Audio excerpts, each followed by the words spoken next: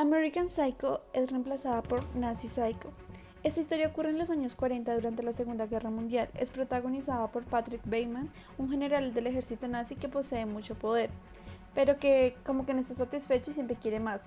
Bateman es muy recatado y siempre se muestra como una persona perfecta, pero en realidad tiene muchos conflictos internos y siempre busca sobresalir entre los demás, lo que lo lleva a convertirse en un asesino en serie que mata a todas las personas que considera superiores a él o que están muy degradadas en la sociedad.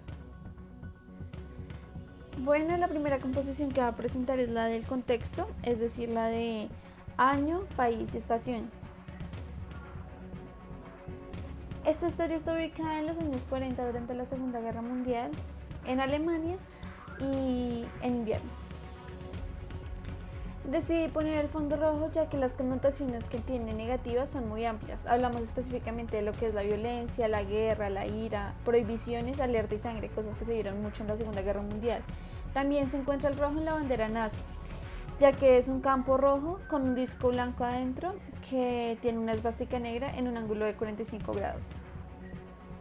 Esta composición también tiene lo que es una estructura triangular ascendente. El triángulo es equilátero ya que representa las tres ramas del poder que gobiernan en Alemania, que es la rama judicial, la rama ejecutiva y la rama legislativa. Esta estructura es negra ya que las cualidades negativas de este color son opresión, extinción, amenaza, explotación, maldad, muerte, anarquía, destrucción, oscuridad, rechazo, pena, dolor y todas estas cosas son muy representativas de la guerra y más en la Segunda Guerra Mundial que se vio lo que es el holocausto y el odio hacia personas diferentes como eran los judíos, gitanos, personas con discapacidades, etc. En la base del triángulo encontramos un espejo que representa el frío y el invierno que se vivió durante la Segunda Guerra Mundial. También podemos ver como arena, esto representa como los rastros que dejó la guerra, pero como tal en la infraestructura de las ciudades, ya sean edificios, casas, las mismas calles, y como todos los daños que le causaron a la infraestructura. Ya por último tenemos estos alambres que están rodeando la parte superior de los triángulos, simbolizando los campos de concentración nazi. Los alemanes crearon como una serie de instalaciones de detención para encarcelar y eliminar a los supuestos enemigos del Estado. La mayoría de los prisioneros en los primeros campos de concentración eran comunistas, alemanes, socialistas, socialdemócratas, gitanos, testigos de Jehová, homosexuales, los clérigos cristianos y personas acusadas como por un comportamiento social o anormal. La siguiente composición que va a presentar es la del vestuario.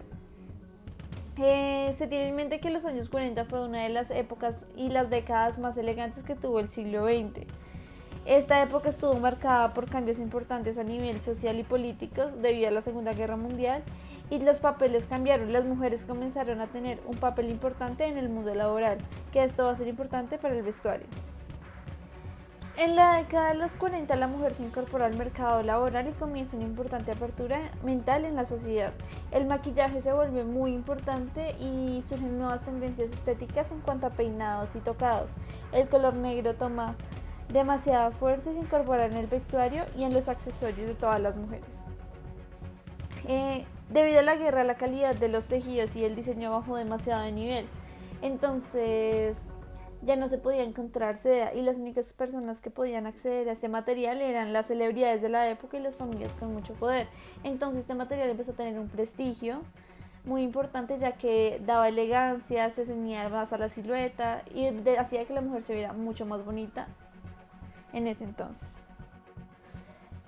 Como les decía anteriormente, las mujeres mataban por tener una silueta perfecta. En este momento nace lo que se conoce como la mujer flor. Fue un término que dio Christian Dior y que se refería a las mujeres con hombros delicados, una cintura estrecha y falda amplia por debajo de la cintura. Estas líneas que están en la composición curvas, eso es lo que representan la silueta de la mujer. La base es dorada ya que este color representa la sofisticación y la elegancia durante los años 40.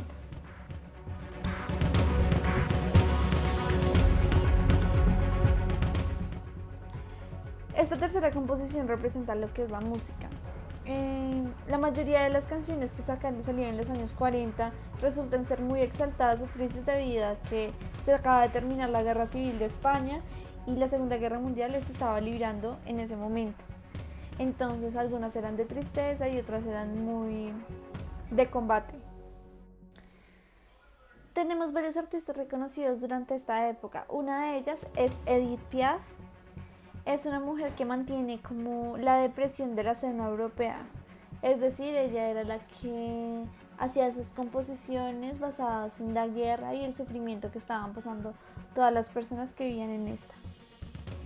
A ella la representé en la composición con las ondas color rojo, que representan el sufrimiento que estaba pasando ella en ese momento y que aunque tenía sus saltos emocionales, mayormente permanecía baja.